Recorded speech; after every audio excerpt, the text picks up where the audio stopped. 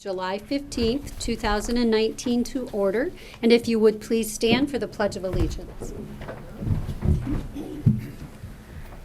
I pledge allegiance to the flag of the United States of America and to the republic for which it stands, one nation, under God, indivisible, with liberty and justice for all.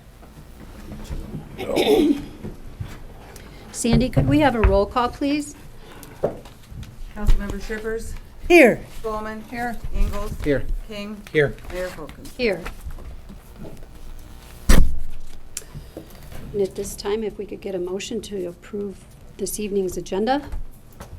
I'll make a motion to approve the agenda as presented. Nothing changed. Okay. No. Support. Councilmember Spolman. Yes. Ingalls. Yes. King. Yes. Shippers. Yes. Mayor Folkins. Yes, motion carries. This time we'll open the floor for our first public comment. We do ask if you come forward, if you please state your first name and then write your full name and address for the clerk, and also limit your time to 3 minutes or less. He hates that.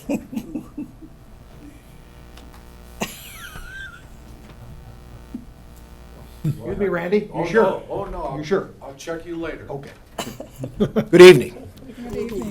Pleasure to be before the council again. I always enjoy myself here, even though I'm under a tremendous amount of pressure to get out of here in 3 minutes, so I'll get right on with it. I am the boys' varsity tennis coach. Last year is my first year back out of retirement, and we have 37 boys signed up for this fall. We have 8 courts at the high school with 37 young boys, 17 freshmen alone. It's just not acceptable. It's difficult to get anything done. We've tried it, it doesn't work. So toward the tail end of the 90s, when I was running the program, we decided to take the varsity boys up to Diggins Hill, where the courts number 4, 1, 2, 3, 4 work out perfectly for our numbers, and leave the 8 courts at the high school for the young kids. And so I put my signs up many years ago, and we had no problems whatsoever. I put them on the fence at the tennis court. They read, the Diggins Hill tennis courts will be closed to the public from 3 o'clock until 5 o'clock Monday through Friday, starting the 19th of August. The CHS tennis team thanks you. And the last time we did this, like I said years ago, we had no problems whatsoever with anybody, male or female, using the courts up at Diggins from 3 to 5. But I thought I better come before the council, make sure I get your seal of approval, and I'll put my boards up a couple weeks before the season begins, which is the 12th of August. And it would be appreciated if you give me your seal of approval. You don't have to write it in blood, but your seal of approval would be appreciated. Do you have any questions for me? Yes. When did this last occur? Excuse me? When did this last occur? 1990s. I retired in 2003. We even ran it up to 2003 as well. And then when I left, things changed. And with our numbers at 37, to get anything accomplished on 8 tennis courts, especially with 17 ninth graders, very, very difficult. And we don't like to waste time. We like to take care of business and work hard, which means the more repetitions you get, the better we're going to get to be. So up Diggins, it always worked out perfectly. Yeah. What are the times, 5 to 7? 3 to 5. 3 to 5. Yeah. After school. Okay. We will probably talk about this in good Sure. of the order later. Okay. So, Any other questions? Okay, thank you for your time. That was only 2.5 minutes. I could talk a lot no, we're longer, good, we're good. however. Thank you so much, I appreciate it. You know what? Age before beauty. Exactly. And do we have a drinking fountain out there? Yes, we do, yes. Seeing no one else. Life is good. You bet. See you, Randy. Randy, Howard Street, Cadillac. Good evening. Couple items I want to discuss real quickly. Just got my water bill in the mail.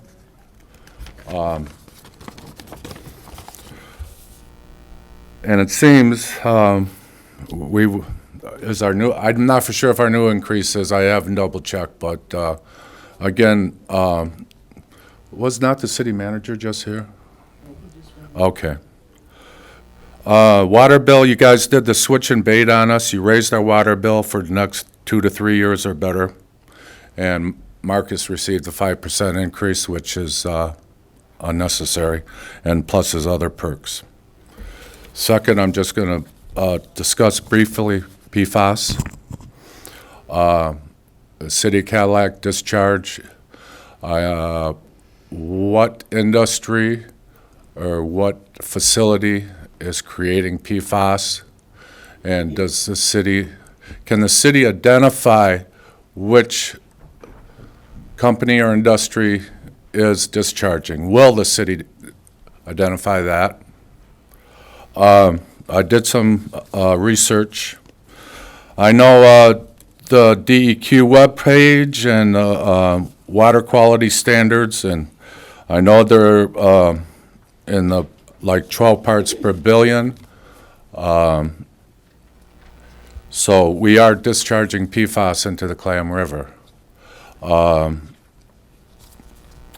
We cannot allow that. Downstate, Ann Arbor, people aren't even swimming because of PFAS. The river from Ann Arbor, don't quote unquote me, but from Ann Arbor almost to Lake Erie is no eating the fish ban because of PFAS, and they have identified that industry. So if the council, city mayor, city manager can and will identify and stop the PFAS situation, because it's a fairly new pollutant. We do not know much about it. Yes, it is under 6.5 to 7 parts per billion. I don't understand that completely. I'm sure our utility director can explain it more. So again, I'm very upset. The increase of our water and the city water, and we're dealing with pollution in the water. And my last comment is a lot of people, as you read in the paper today, stock market hit a record high. Businesses are so busy, they can't, their work is 2 years out now or farther. What a beautiful time to be in America. But the sad part, bottom line, and it's part of my Hey, Randy, goal in life, real quick. Wexford, Misaki, we have homeless youth, and that's uncalled for. Thank you. Okay, this evening we need to have, oh, I apologize. Hi. Hi there. My name's Craig Gerstenberger. I live at 723 East Division Street, and I had been talking with Mr. Engels. Nice to meet you face to face. Speeding on that road is crazy. Everybody does it. I mean, way over. We're at a 30-mile-an-hour speed limit. I believe maybe you were instrumental in helping getting that, hey, this is how fast you're going sign. It didn't matter. I just told everybody. I mean, I work from home, so I can see it all the time out my window. People roll through there 45, 50, 60, 70. And when I say everybody, I mean everybody. Even government officials that we would expect that we wouldn't be speeding. I mean, I've seen a yellow and black car go through there at probably 85 miles an hour at 10 o'clock at night. When the speed sign was out there, two of our more local cars went through there, and things flashing 47 at them, not even hitting a brake.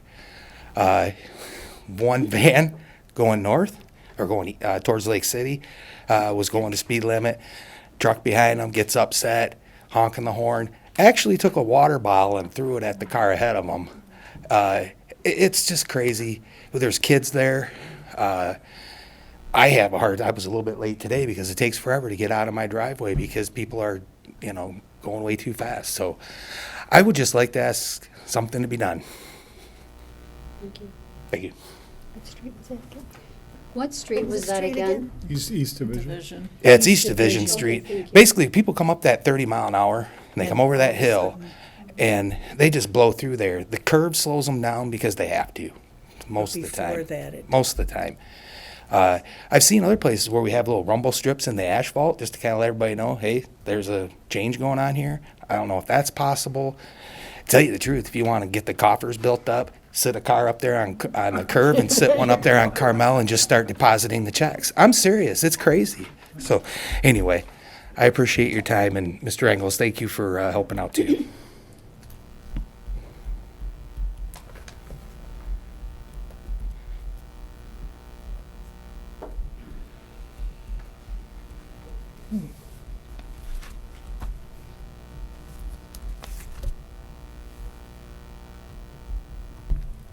Thanks.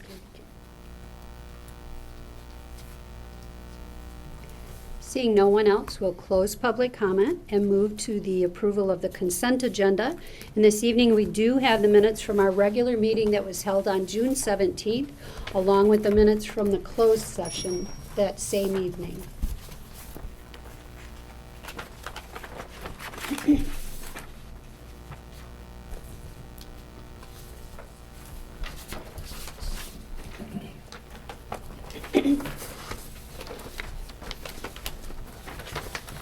I move to accept the consent agenda. Support. Councilmember Ingalls? Yes. King? Yes. Shippers? Yes. Coleman? Yes. Mayor Folkins? Yes, motion carries. Okay, this evening we have a community spotlight. Every year in May, the city holds an event where we honor our volunteers. And every year there is one special volunteer that's recognized as the Volunteer of the Year. And this year when we had our event, the Volunteer of the Year couldn't be with us. So this evening we have asked our Volunteer of the Year to be here with us. Bob, would you come up?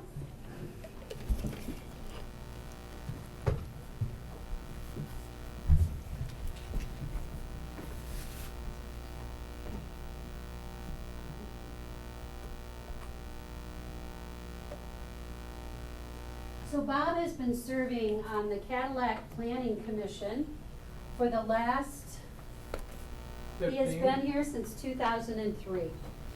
So, and he's just resigned from the Planning Commission.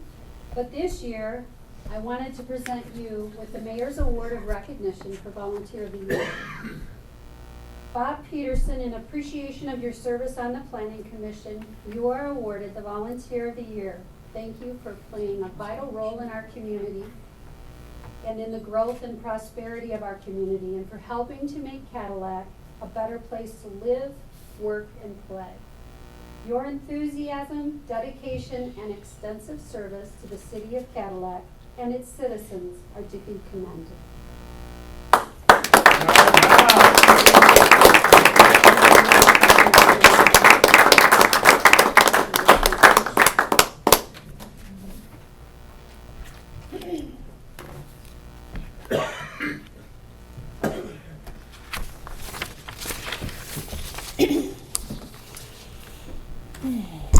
Okay, and the next thing on the agenda is something near and dear to my heart. Today in the city of Cadillac, we kicked off the Mayor's Fit City Challenge 5. And so what I would like to do this evening is to present a proclamation. Whereas the health and well-being of the Cadillac community's men and women, their spouses, and dependents matter greatly. And whereas healthcare cost containment among Cadillac's corporations, businesses, schools, and organizations are of utmost importance. And whereas the combined overweight and obese rate in Wexford County is 76.6% and is a full 10% more than the state average. Whereas the 3 lifestyle choices of smoking, poor diet, and lack of exercise contribute to the 4 diseases of diabetes, lung disease, cancer, and heart disease that account for more than 50% of the deaths in the U.S. today, and 75 cents of every healthcare dollar. And whereas the concurrent epidemic of obesity and sedentary lifestyle is the greatest threat to the health of our community. And whereas physical activity has been called a pandemic with far-reaching health, the lack of physical activity has been called a pandemic with far-reaching health, economic, environmental, and social consequences. And furthermore, let it be known that the City of Cadillac encourages area organizations and residents to be actively involved with the Mayor's Fit City Challenge. This would include our hospital, community clinics, educational institutions, medical professionals, churches, state health agencies, nonprofit agencies, health clubs, chefs, nutritionists, area businesses, and individuals interested in the health of our community to provide leadership and creativity in facilitating activity that will support a healthier community. Now, therefore, let it be resolved that I, Mayor Carla J. Filkins, hereby pledge today, the 15th day of July 2019, to support healthy lifestyle initiatives and activity in the City of Cadillac and encourage others to undertake similar actions.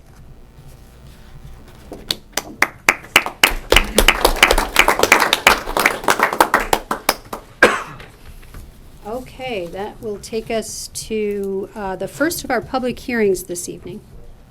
Thank you, Mayor and members of the City Council.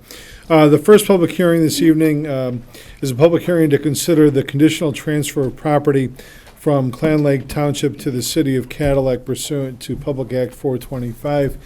Sandy, if you could pull up the one general map, and maybe we can just keep it up on the screen that shows the transferred area and the potential land uses.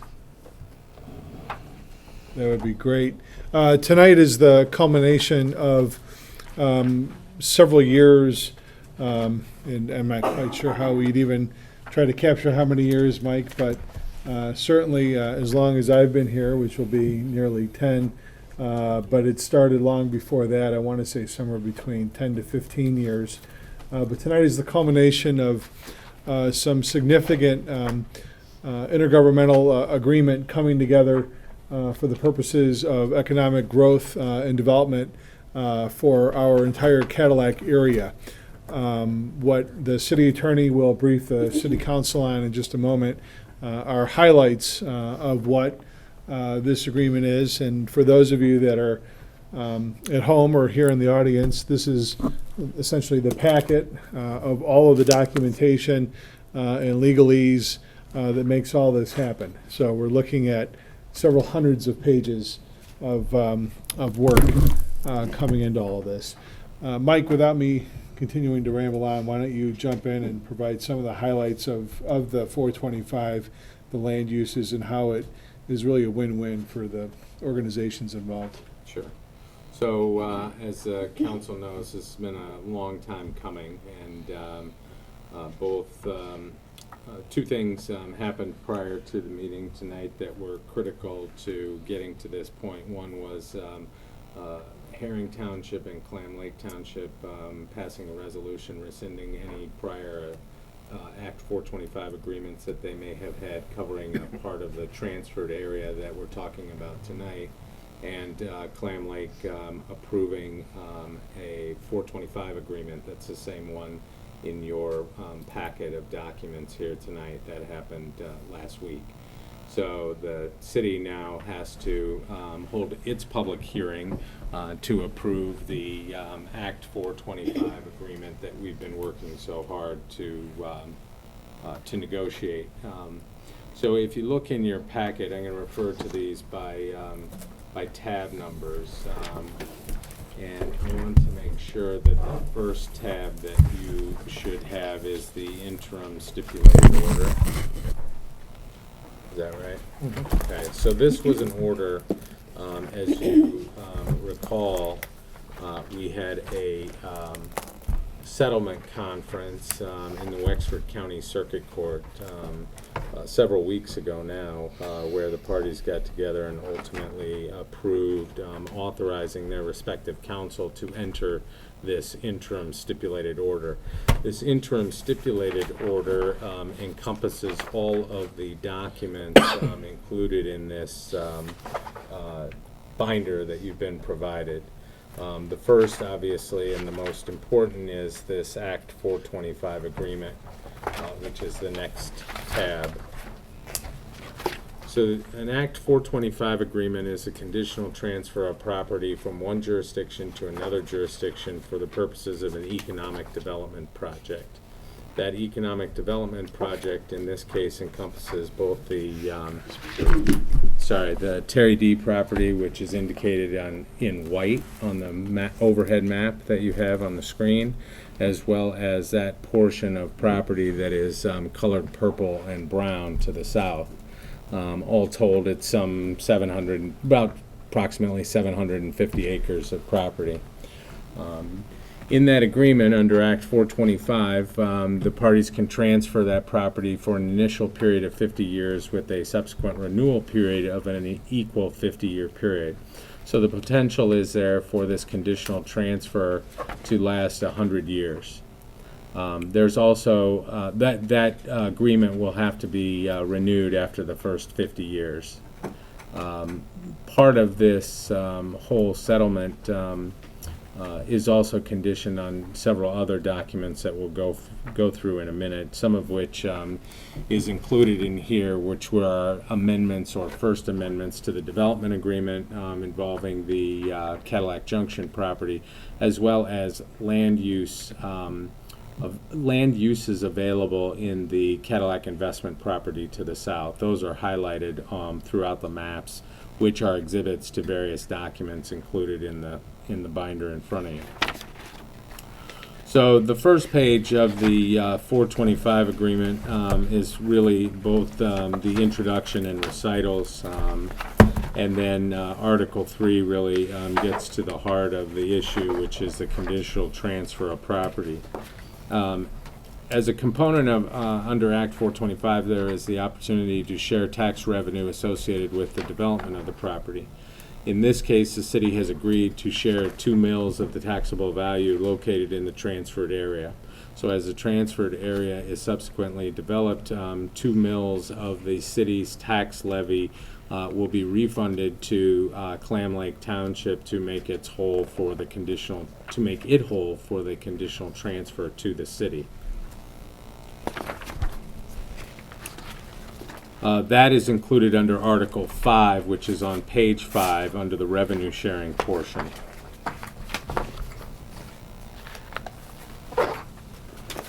Two mills, of course, is equal to 1 mill is $1 received for taxation of every $1,000 of taxable value. So in this case, it's $2 of every $1,000 of taxable value in the transferred area.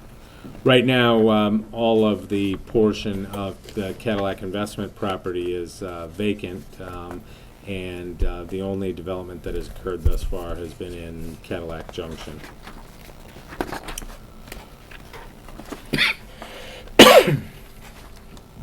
The other important part of this Act 425 can be found on page 9. It has to do with the zoning of the property. And one of the more important features of the Act 425 is the creation of a joint planning commission. The joint planning commission will consist of 7 members appointed by both the city and the township. The city will appoint 5 members. The township will appoint 2 members to that joint planning commission. And later in the agenda, you will have an introduction of an ordinance creating that joint planning commission.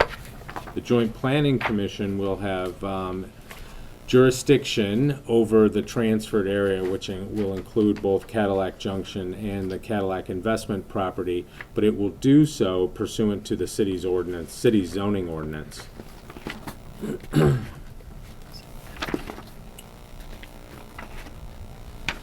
The development of the transferred area is covered on page 11, Article 9, and this includes the economic development plan for the Cadillac investment property, some of which you can see on the map that's on the overhead. Specifically, and if you have a hard time with seeing that map, it's Exhibit I, which is all the way at the back. And you'll see on that, particularly for I'm only talking about the Cadillac investment property, the uses on the west side of the property are mixed uses, which are commercial, office, research and development, and residential, if over retail space. And those essentially are the purple sections. Brown sections are multiple family or single family, and then the yellow is just single family. Like the map on the screen. Correct. Yep. So if you can see, what we tried to do was buffer the single-family uses to the east side of the property, and as you go back to the interstate, make those more intensive uses, and those commercial uses directly south of Cadillac Junction. Cadillac Junction's land uses are not listed on this map because they're covered under a separate First Amended Development Agreement. Eventually, as the Cadillac investment property develops, it will likely also be subject to development agreements, but we do not yet have a plan for review for those development uses. The next important feature is under section 9.4 on page 12, and this section deals with medical marijuana facilities and recreational marijuana facilities.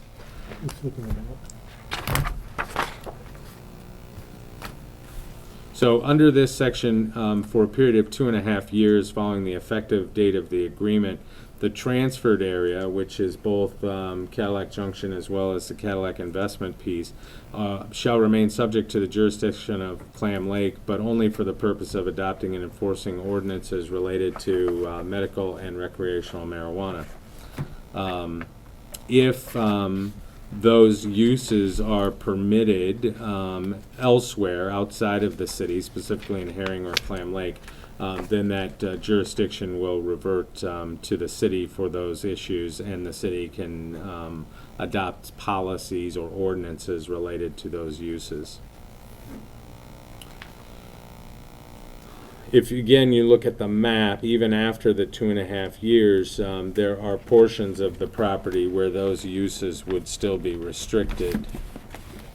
Particularly on the Cadillac investment property, and we've defined those by having these hatched areas.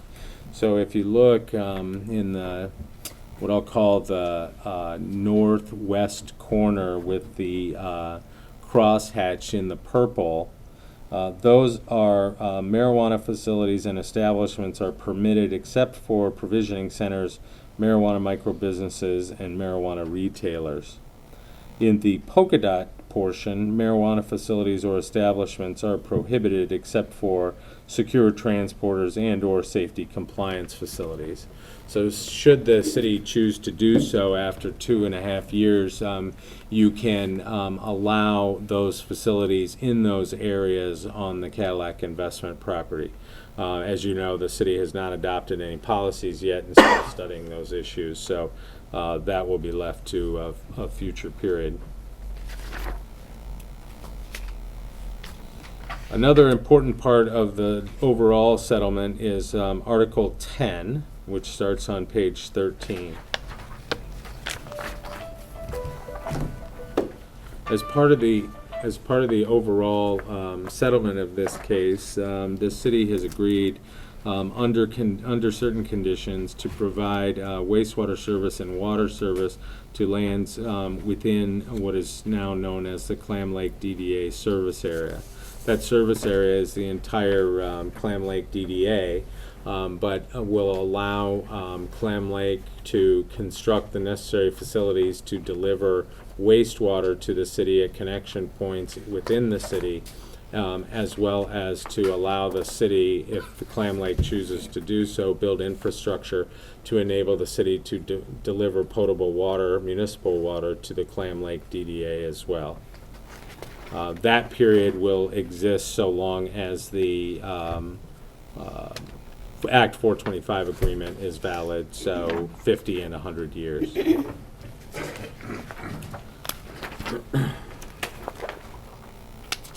Exhibit A, and I don't intend to go through all of these, but Exhibit A are all of the legal descriptions associated with the transferred area, These are just highlights. as well as the attached maps of those areas. Exhibit B is the economic development plan for Cadillac investment property, similar to the map up on the screen, except without the marijuana designations as indicated, which is Exhibit I. Exhibit C is the Act 425 property transfer report that was authored and signed by John Wallace, taking into account those factors that the city is required to take into account under Act 425.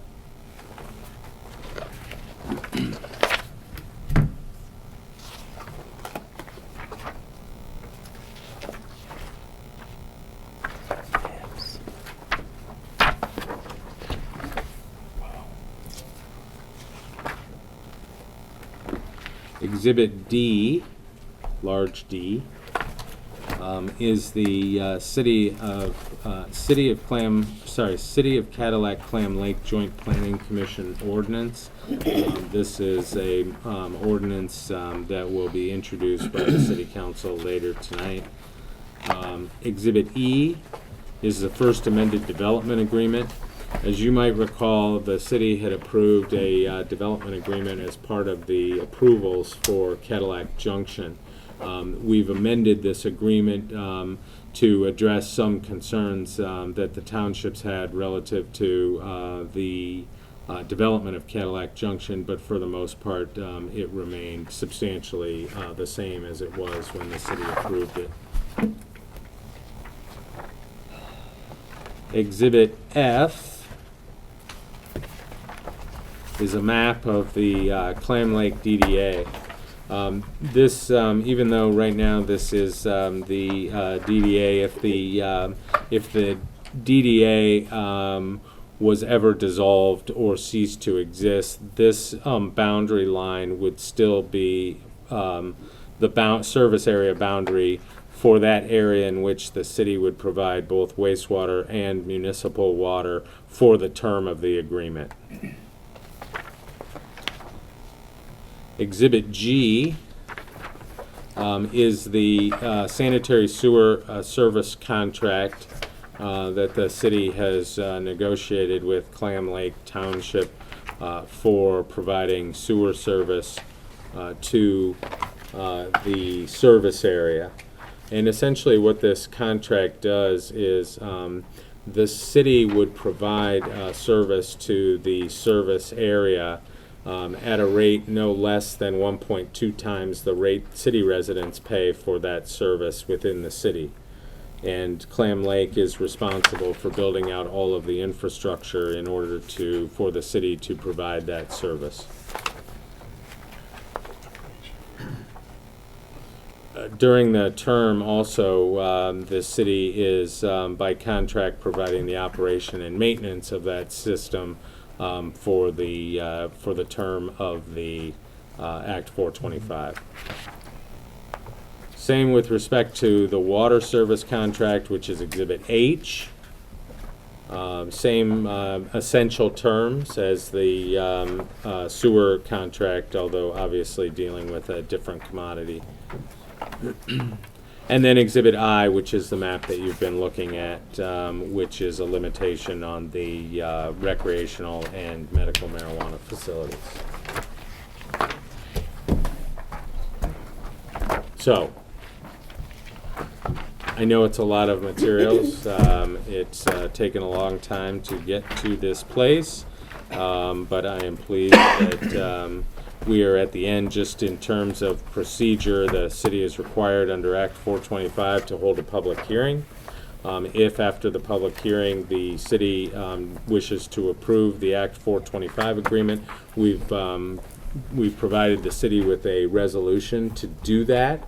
What that resolution does is it, after a period of 30 days, provided the statutory requirements are met, authorizes the clerk and the mayor to execute that Act 425 agreement and also file those agreements with the county clerk as well as the Office of the Great Seal of the Secretary of State's office. And then we will enter a final consent judgment with the circuit court, which will have the effect of ending all of the pending litigation between the parties. Okay. At this time, we'll open the floor for public comment as it relates to this public hearing.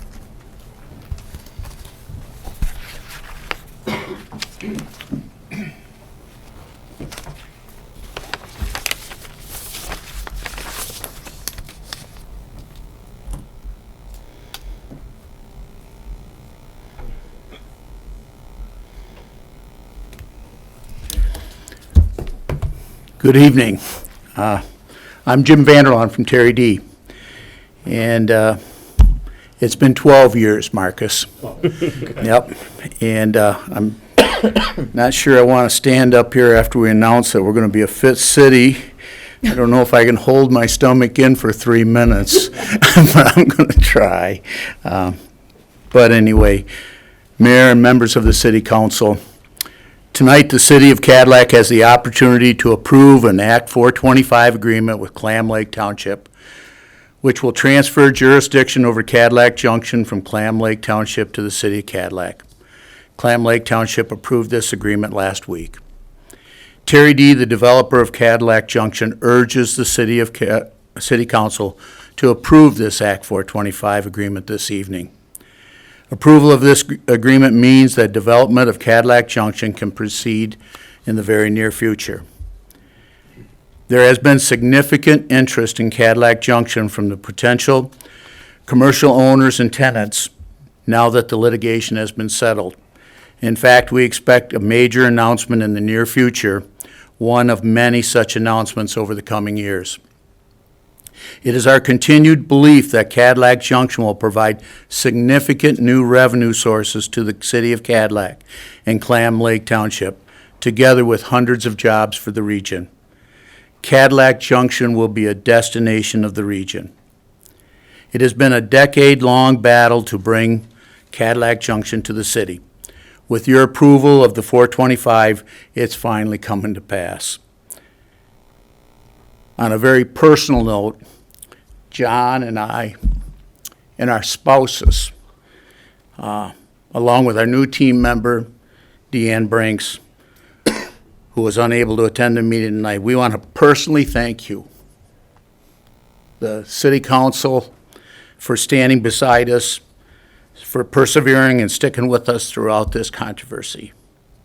You saw the value of Cadillac Junction to the city and the region, standing toe-to-toe with us as we eliminated one obstacle to our development after another. Again, your perseverance and leadership in resolving the litigation is acknowledged and appreciated. Likewise, we'd like to thank your staff. You know, particularly Marcus, the city manager, utilities director, Jeff Dietland, planning director, John Wallace, Mike Coy, and all the rest of your staff. They have been very supportive to us and cooperative in working with us. We just thank you very much. We look forward to working with you as we continue to develop Cadillac Junction, and we thank you. And hallelujah, praise the Lord. We're here. Thank you.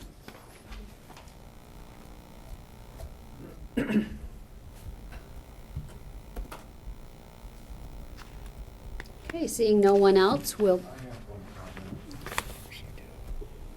And I'll make briefly. Yes, this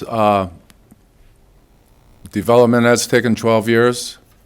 And I hope everybody, the lawyers and all, have made their money and their due diligence.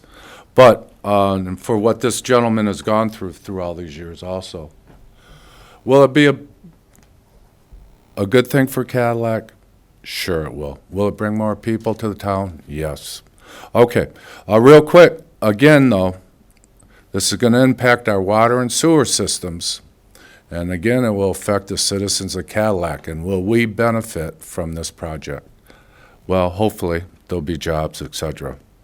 Now, this is so huge, I'm just amazed at the turnout of people. This is a big deal. And, you know, City of Cadillac has 5 members. Clam Lake has 2 members. Boy, did Clam Lake give up something big, huh? And Herring, what are they doing? Left out in the back 40? They must be. After that extra 700 acres was brought into light, that shed a light on a lot of interesting aspects of this whole project. So anyways, water and sewer service costs Cadillac citizens. And the new treatment plant, is there going to be a new treatment plant in process in the near future? Is there another agenda on that also? But anyways, congratulations. It took a lot of due diligence for everybody to make it happen.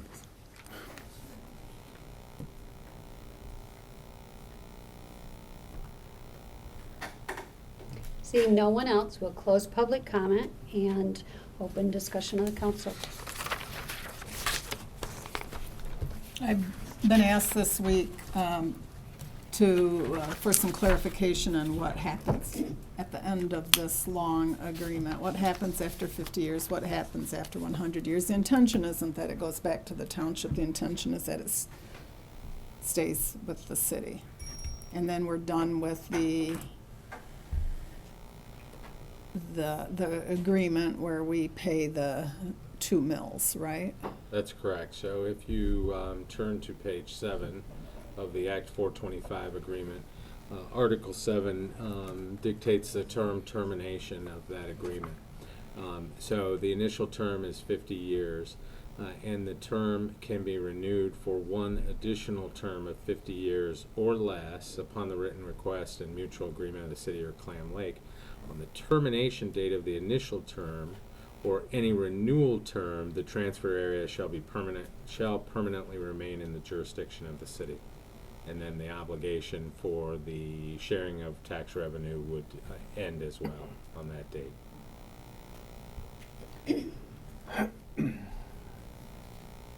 Thanks for that clarification. Good question. Okay. I would like to make a motion, if I may, to adopt the resolution to approve the agreement for the conditional transfer of property between the City of Cadillac and the Township of Clam Lake. Support. Councilmember King, Yes. Shippers, Yes. Bowman, Yes. Ingalls. Yes. Mayor Folkins. Yes, motion carries. Okay. I know, that We was should have quite clapped. we should clap for that. That's been a lot of work, effort, and cooperation between the townships and the city and all the parties involved. So it's been a good, long process, and in the end, a very good process. Yes. Yeah, and I will just say, you know, as part of that, this additional sewer service and water service to the DDA, of course at the cost of those that will use it in the DDA, is going to benefit not only the city but the townships as well. So at the end of the day, this is really a win-win for the whole community, I think. And hopefully, because it's a long-term agreement, these boundary issues will be settled for a long, long time. It's great. You know, I know we paid for a few dozen pair of shoes for your kids, but I really do appreciate the work you put into this too, Mike. Thank you. I know it's been a huge project. And maybe just 1 pair of shoes, I'm sorry. One a year. I think when we started, my son was 6, and now he's 14. Wow. Yeah, so it's been a long run. You're And welcome. this noon, Dee and I sat down by our dinner table and we ask the Lord to bless our project. And we also thank the Lord for you guys on the council and you staff members. We think you're a wonderful team. Thank you. Thank you. Thank you Thank all. you all. Appreciate it. We lived long enough to see it. Okay, second Okay. public hearing. Yes, thank you, Mayor and members of the City Council. This evening, we have a second public hearing tonight. This is with respect to the adoption of an ordinance adding sections 42-208 and 42-209 and amending section 42-203 of the Cadillac City Code to implement an inspection requirement for fire hydrants and to set the conditions and fee schedules for those inspections accordingly. I've asked our utilities director to put together just a few quick slides this evening. I know this item was previously introduced while I was away. This should summarize what we're asking you to do this evening. So, Jeff?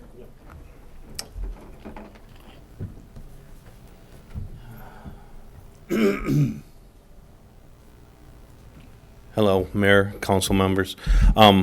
As Marcus said, we're changing a little bit of an ordinance. If you didn't know, we have public fire hydrants in the city of Cadillac, and we have private fire hydrants in the city of Cadillac. And the city maintains, the utility department maintains the city's public fire hydrants. We do not maintain any private fire hydrants out there. We do have a contract, one contract, I do believe, with a condominium associations where we do maintain theirs inside. But there's a few other people that have private hydrants, and they're not, we do not know if they're being maintained or not. We do know that the fire department has come upon them before, hooked up to them, and had no water come out. So we are introducing these changes. Sandy, if you can. What we'd like to do is have these hydrants maintained. We'd like to do a spring and fall flushing on them, any hydrant in the city, make sure the hydrants are dry in the fall. The biggest problem with hydrants is when there's water in them in the fall, they freeze up, they break the hydrants. When the firemen come to use them, there's no water. We paint, inspect them, we grease the caps. You wouldn't think about it, but if you don't grease the caps, they rust on and you can't open them up to get to the water. So we go through and we do all that stuff with them. That's how we maintain our hydrants, make sure they operate. Sandy?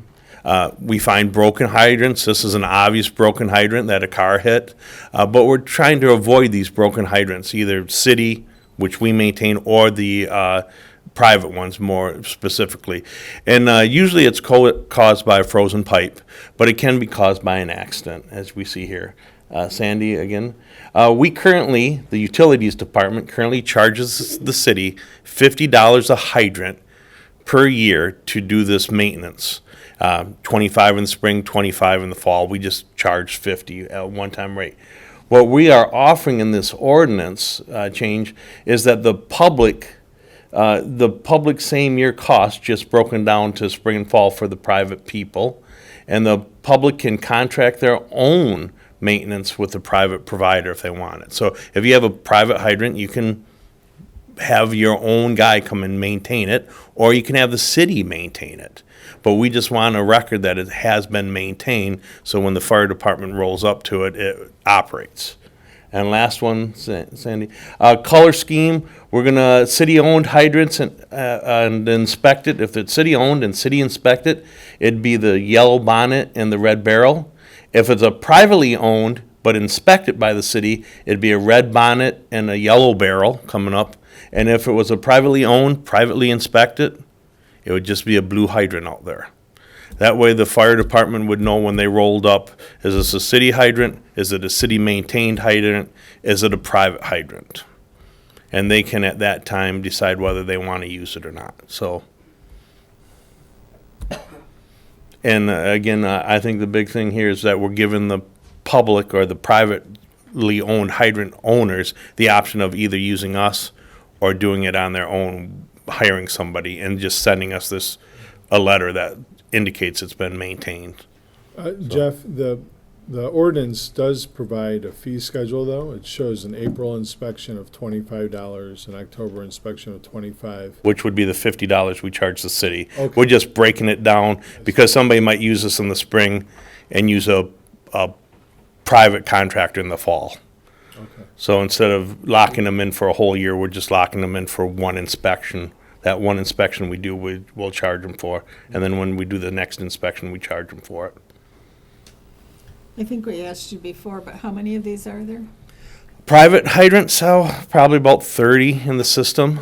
30 that's not under contract. Like I said, we have a condo association. There's probably 10 there that would be beyond that 30, but probably about 30 right now that is not being maintained. A big, for instance, for us was the Mitchell Corp fire. Mm-hmm. The fire department hooked up to a fire hydrant that was privately owned, and there was no water there. So then they had the hose strung out. They had to reel up the hose, go to an active fire hydrant, hook onto it, unroll the hose, and get to that. So something like that, it really hits home that, you see a fire hydrant and you think it's active, and it's not. We have a homeowner on a lease, Selma, that has a fire hydrant in his yard. He brought a private one that he wants to display in his yard, and we had talked to him. We need a different color scheme here. We need something that the fire department doesn't think it's an active one. And our hydrant's across the street from his, but it's just stuff like that we gotta watch out for, so. So since the public notice has been posted, have you heard from anyone on this? Not anybody. So. Any questions? Any other questions?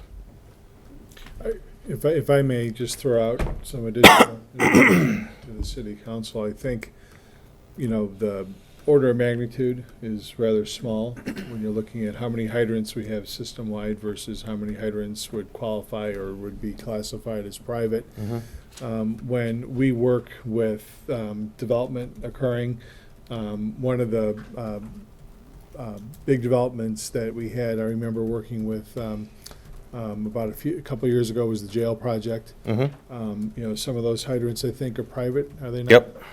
So at the time, we certainly provide them with all of the standards that we use, the tools that we use, but I think this helps with accountability, just ensuring that when they are tapped into for emergency purposes, that you have functioning devices and a tool set that can be used accordingly. And in some cases, like that project as an example, you don't have the ability necessarily of having publicly owned hydrants all the way around the building because of the size of the building. So you are going to have Yep. some facilities that have private hydrants. So Correct. yeah. Thank you. Don't go far. Thanks, Jeff.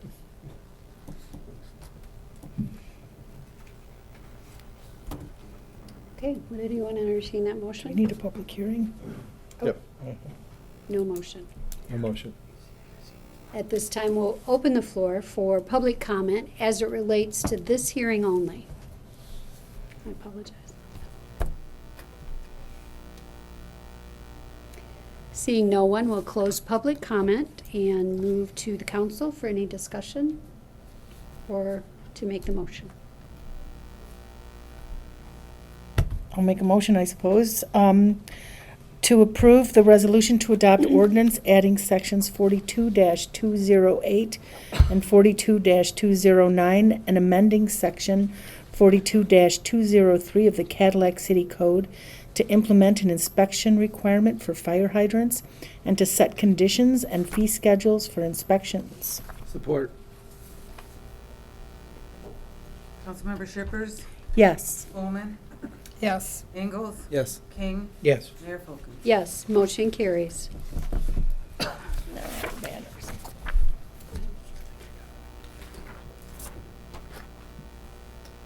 Okay, we have several communications this evening. The first one is to approve the display of a banner from August 5th to August 19th, 2019 for the Northern District Fair. Make a motion to approve the display of the banner from August 5 to the 19th for the fair. Support.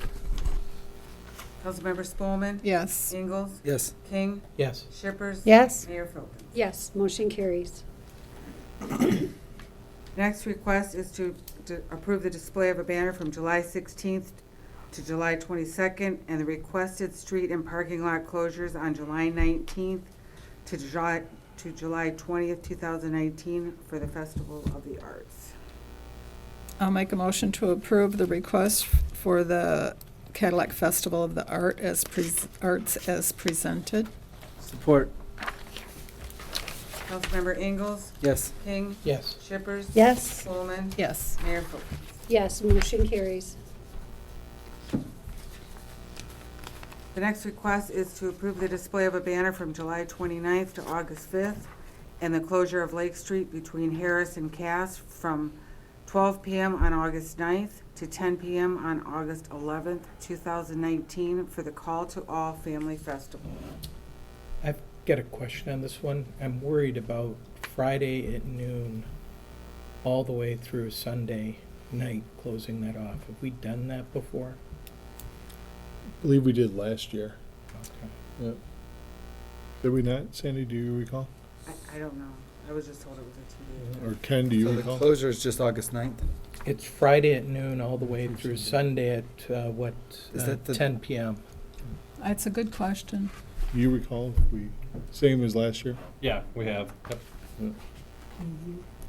Same. I really appreciate the yield signs for pedestrians in the middle of the crosswalks on Lake Street, and I have to think as a council member that should start to give us something to think about when we're thinking about street closures.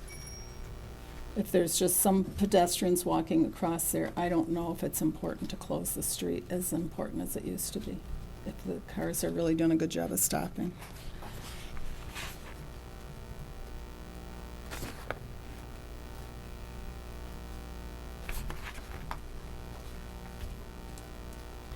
Do we Judy was just. cause a problem for the event itself if we say that it's not for that full period of time for the road closures?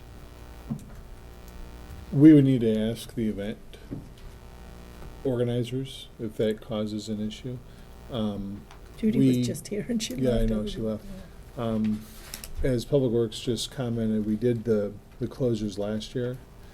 And for other events, we do multiple day closures as well that don't seem to cause issues like like the Arts Fair. I think that's Thursday, Friday, or Thursday, Friday, Saturday. Thursday, Friday, Saturday. So, closing any street down in any location can certainly cause disruption to motorists, obviously.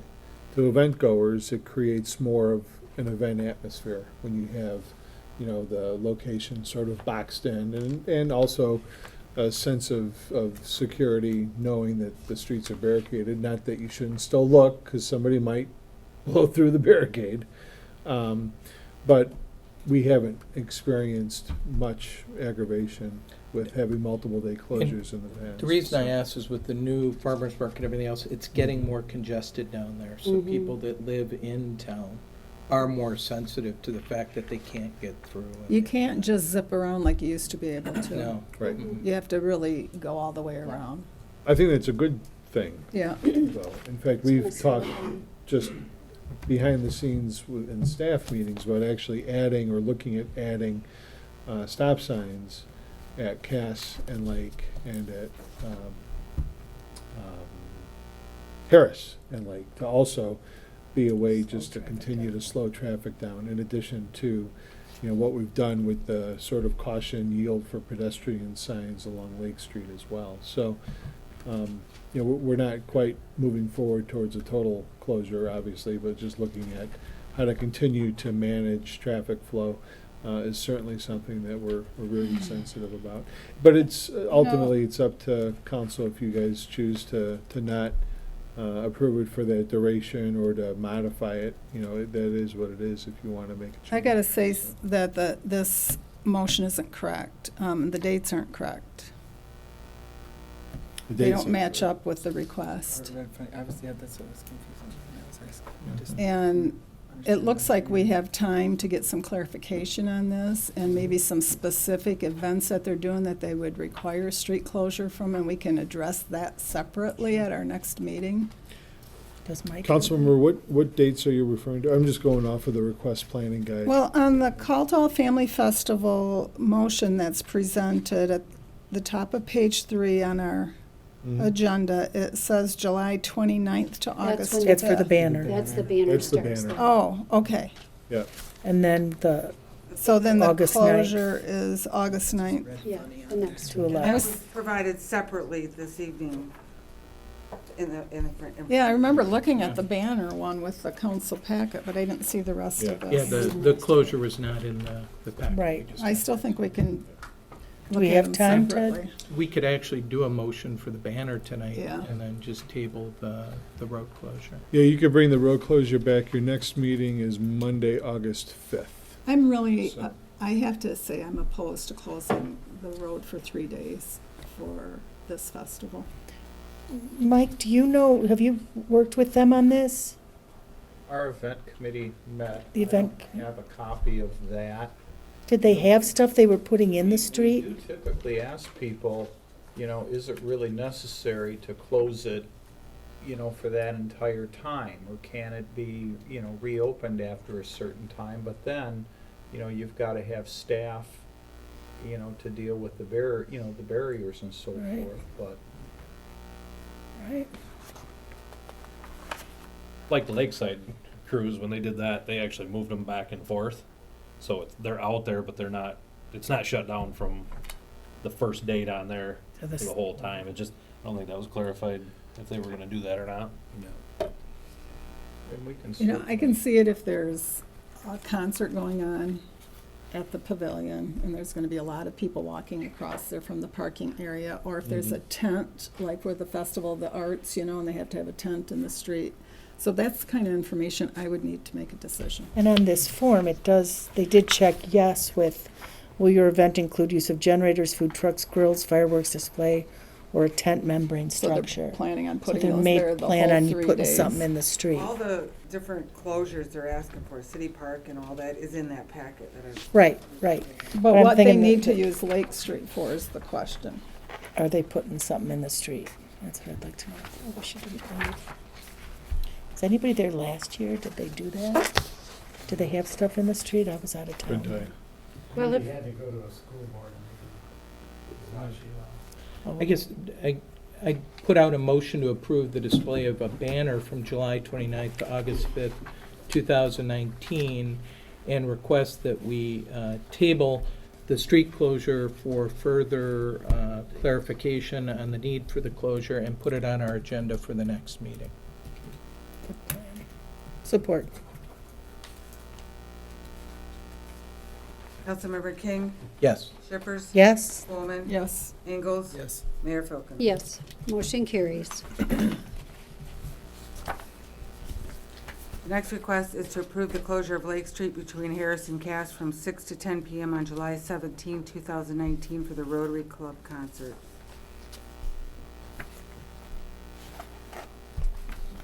I'll make that motion to approve the closure of Lake Street between Harris and Cass from 6 p.m. to 10 p.m. on July 17th for the Rotary Club concert with Cambio. Support. Councilmember Shippers. Yes. Spelman. Yes. Ingalls. Yes. King. Yes. Mayor Filkins. Yes, motion carries. The next request is to approve the closure of Lake Street between Harris and Cass from 8 to 11 p.m. and to approve a beverage tent from 3 p.m. to 10 p.m. on August 3rd, 2019 for the After 26 Depot Music Festival. I'd go ahead and make the motion to approve the closure of Lake Street between Harris Street and Cass Street from 8 p.m. to 11 p.m. and approve the beverage tent from 3 p.m. to 10 p.m. on August 3, 2019 for the After 26 Depot Music Festival. Support. Councilmember Spelman. Yes. Ingalls. Yes. King. Yes. Shippers. Yes. Mayor Filkins. Yes, motion carries.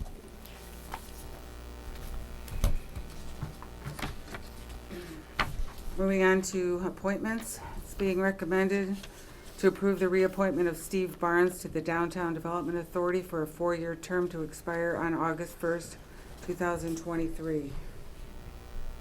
I'll make that motion to reappoint Steve Barnes to the DDA for a 4-year term to expire on August 1st, 2023. Support.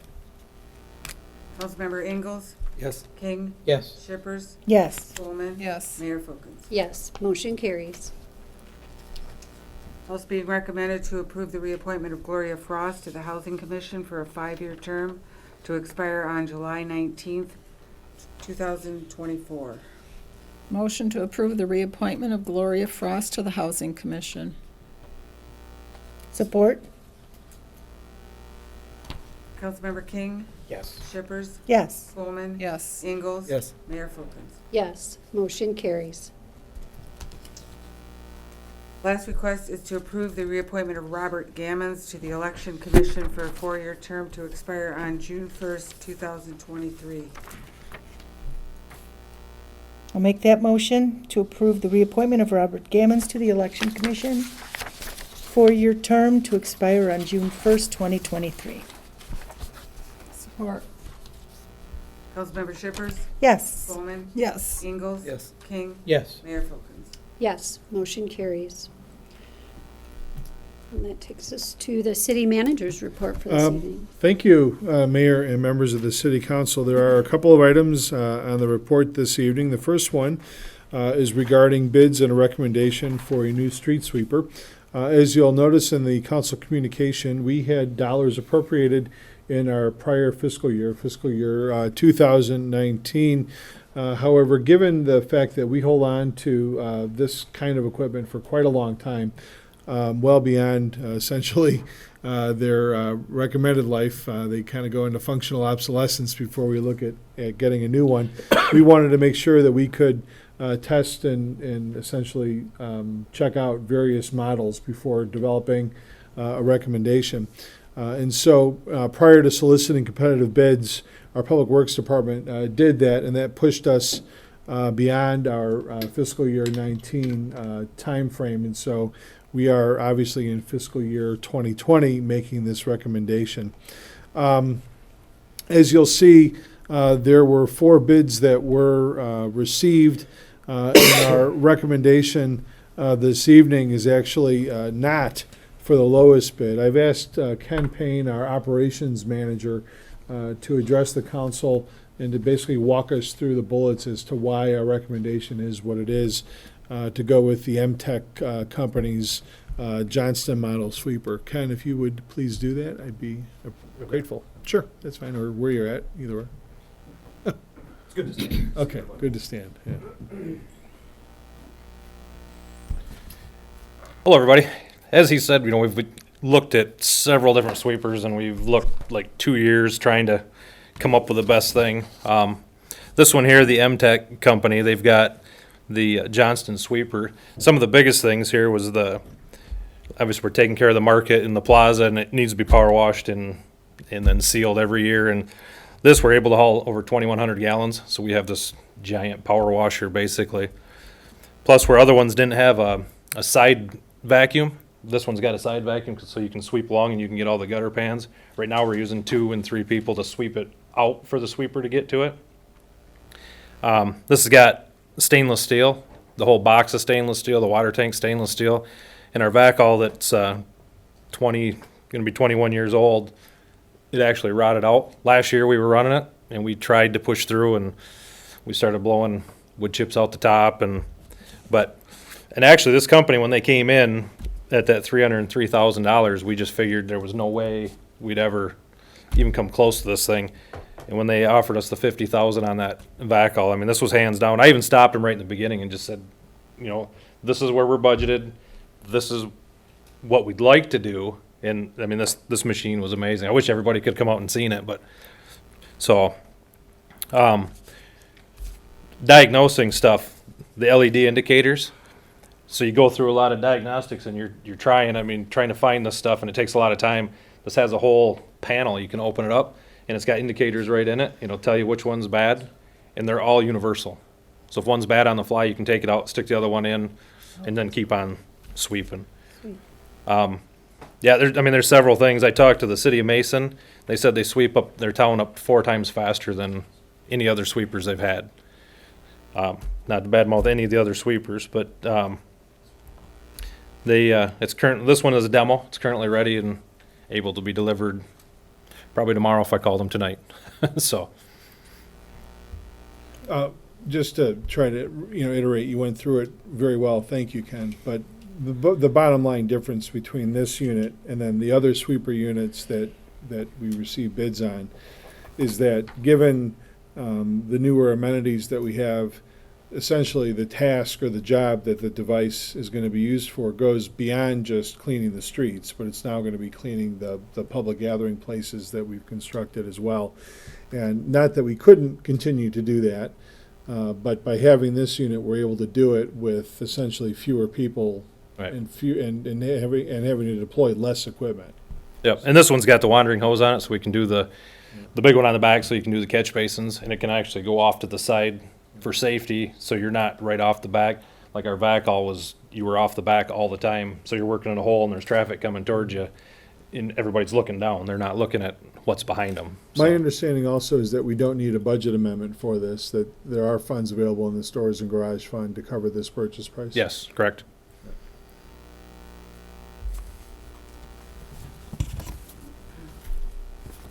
So the recommendation then this evening obviously would be to go with the MTech Company's Johnston model sweeper. It's gonna be like Christmas. We have to get rid of the redneck one we've got right now, blowing stuff in the air. Right, it's blowing stuff in the air. It'll be not, if you're gonna spend this amount of money and replace these and the time that goes between replacing these, you might as well get the one that's got all the bells and whistles and can do all the jobs, so. It's nice what they're giving us on trade-in, that's for sure. Yeah, that's good. So, you wanna do it or you want me to do it? Sure, I'll make a motion to award the purchase of the street sweeper to the MTech Company in accordance with their bid. Support. Councilmember Spelman. Yes. Ingalls. Yes. King. Yes. Shippers. Yes, Mayor Folkins. Yes, motion carries. call them up. I'll get it here tomorrow. I heard the other one today, it's like, and the kids all go running out. Yeah, and there's all sorts of things with this one, and it's so quiet. We stood right beside it when they were doing catch basins. We spent probably 4 hours with them, and we didn't have earplugs in. I mean, you could talk. Well, I hope That'd be the nice. kids still notice it because they love watching that thing. Oh, yeah. They go running out. Garbage trucks and street sweepers. All right. Okay. Absolutely. Moving on? Yes, Okay. please. Thank you, Mayor, members of the City Council. The next recommendation or request has to deal with sewer patching bids. 2 bids were received. The fiscal year 2020 budget for the Water and Sewer Fund includes an appropriation accordingly for sewer patching. The recommendation is to go with the lowest bidder, Plumbers Environmental Services, Inc., at $22,330, and funds are available in the Water and Sewer Fund. What is sewer patching? Jeff? Sewer patching. We have a lot of pipes underneath the ground, and over time, some of them develop holes in them. So while they usually 90% of the time, the holes are on the top of them, but they're letting sand and dirt into the sewers. So they actually will open up a manhole, send us a device down, which is kind of like a tube device, where they get to where the hole is, and they'll actually inflate a tube that will coat the inside of the pipe and seal it as it lets water run through the tunnel they've made. It lets water flow through that, and then when it's cured, they deflate the device, pull it out, and that patch stays on the inside of the pipe. This is different than lining. It's Similar. mini line. It's mini lining. You're lining a 2 or 3 foot section. It is like of an pipe. angioplasty. It is. And so instead of going out and digging up a street, we just send this device down and you fix That's it from underneath. wonderful. I like So, that. And a lot of these, what we're patching now was identified during the SAW grants. So it's just stuff that as we TV or as we look at the old videos that we find these spots, we'll go out and we'll we'll patch them. Every once in a while, we'll get, Ken's crew will come and say, hey, there's a sinkhole on this street. You go, you TV it, you see there's now a hole in the pipe and it's letting dirt come down, making the road buckle a little bit. You can go and patch it without tearing up the road. Okay, I'll make a motion to award the contract for sewer patching services to Plumbers Environmental Services in accordance with their bid. Support.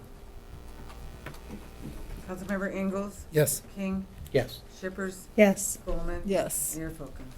Yes, motion carries. Okay. Thank you, Mayor and members of the City Council. This next item is a resolution to introduce an ordinance that is for the establishment of the Joint Planning Commission. This is what we talked about, not just this evening, but along the way in settling with our neighboring township for the Cadillac Junction area and the Cadillac investment area. The public hearing would be set for August 19th, 2019 accordingly. I just want to make a quick comment too. We've set the public hearing for August the 19th, but I'm depending on the timing of things, you may not be asked to adopt it on that night as well. So the Act 425 agreement that you just approved says that the city has to adopt this or consider this ordinance for adoption within 60 days after the effective date of the agreement. The agreement's not effective until it's filed with the Secretary of State. So provided all of that stuff will get done, the time limit has not begun to run, but because it was only 60 days, we thought it was best to just hold the public hearing, and then you'll be in a position to adopt it if you so choose after that 19th date. So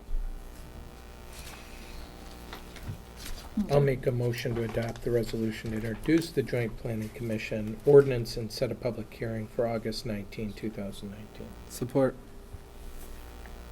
Councilmember King? Yes. Shippers? Yes. Spelman. Yes. Ingalls? Yes. Mayor Folkins? Yes, motion carries. Okay, in our packets this evening, we do have the minutes and reports of the Wexford County Airport Authority. At this time, I'll open the floor for the second public comment. Is this the final comment? Yes, sir. Yes. Did you do the Wexford County Airport thingy? Yes. Okay. My main crux, I know the money, the millions of dollars are available out there through the state of Michigan, through the economic development funds, et cetera, et cetera. Developers are making money and making more millions off of it. My main crux is that we have homelessness in Wexford County and we have homelessness in Cadillac, and there should be no reason for this. Children are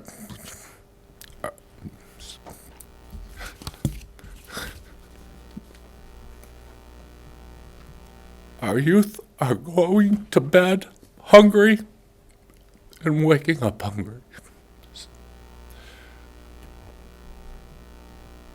There should be no reason for that.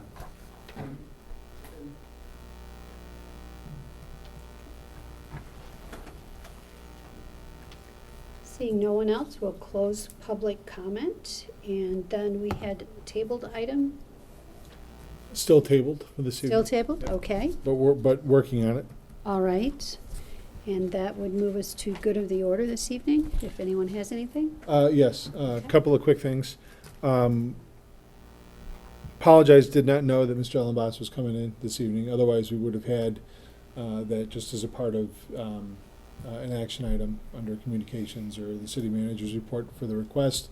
And communicating with staff while we were here, the city does have some responsibility, as does CAPS, in managing the activities over at those tennis facilities. Essentially, the city's responsible in whole for the maintenance of the area, but CAPS, through their tennis program, they are responsible for the netting and making sure that they're up there accordingly.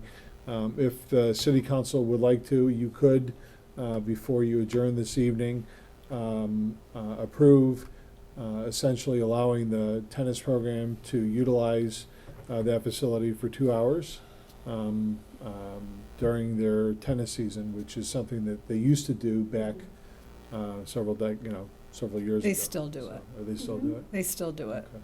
whether there's a sign up there or not. I've been up there before and haven't been able to get a single tennis court in this town because of the They tennis schedule team. matches Yeah. up there. My only concern is with it not being. Oh, on you're the right, that agenda. was a tournament match. Sorry. Yeah, oh, that's okay. Without it being on the agenda, we haven't given people the opportunity to pipe in. I want to think we support should the put it program, on but the- 5 days for prime time, especially starting August 9th, could really inhibit the public's use of that. Yeah. I mean, we can add it to your agenda next week I and think that's ask a the good school idea. to send an official down. That'd be great. I think give people an opportunity to pipe up. The only other comment I was gonna make, dealing with PFAS and whatnot, there was one contributor that we were aware of, adding PFAS into our wastewater treatment plant. I think we may have even spoken about this as a part of the State of the City update. Perhaps not. That contributor no longer provides us, and it was an amount, according to the state of Michigan, that they determined to be de minimis, which is why there was no requirement for any change to happen.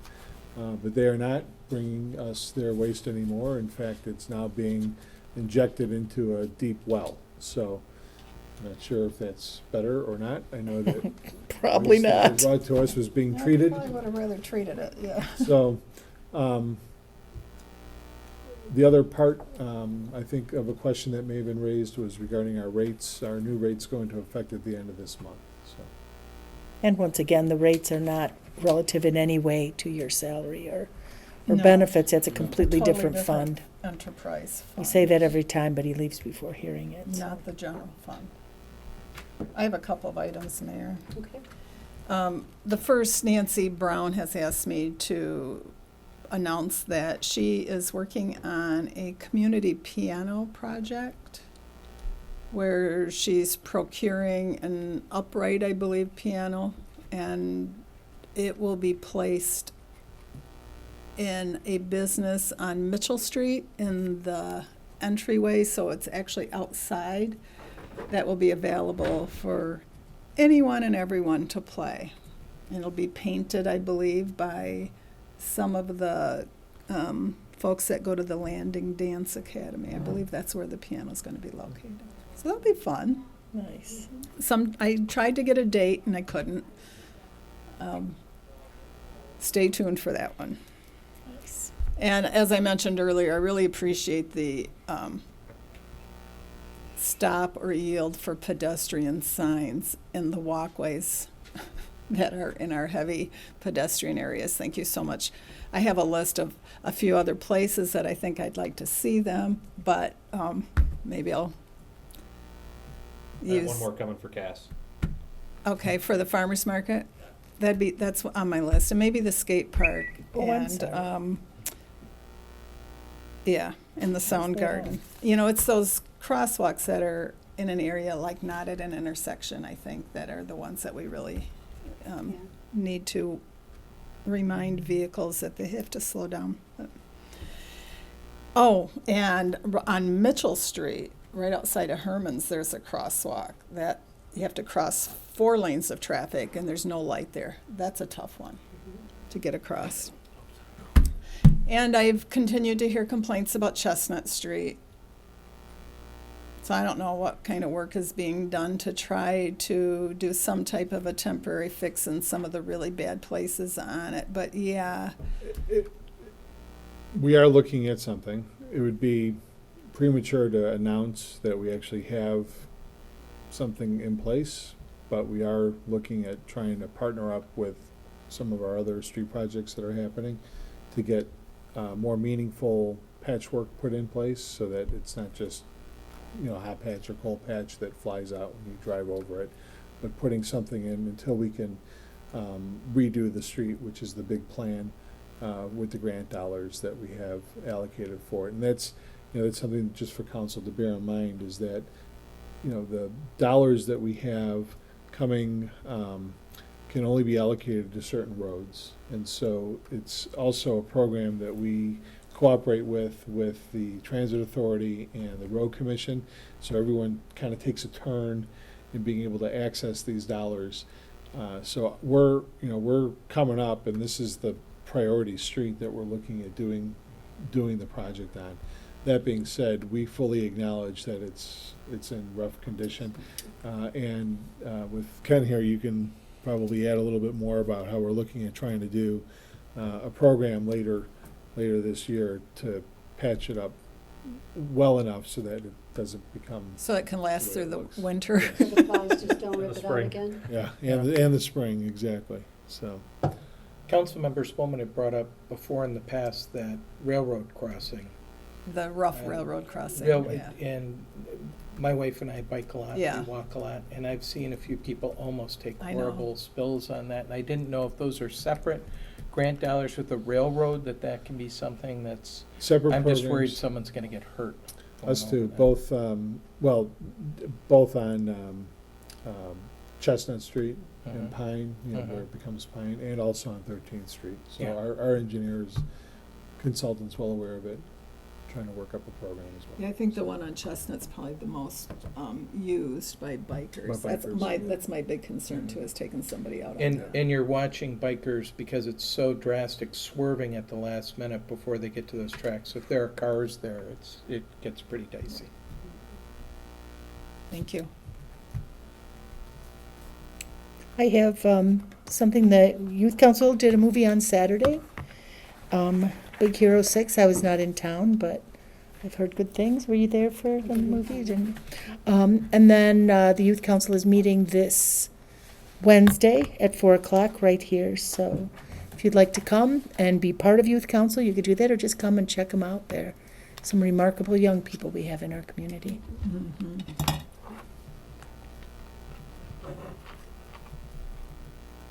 That's all. We'll go ahead and adjourn. Thank you. Thanks.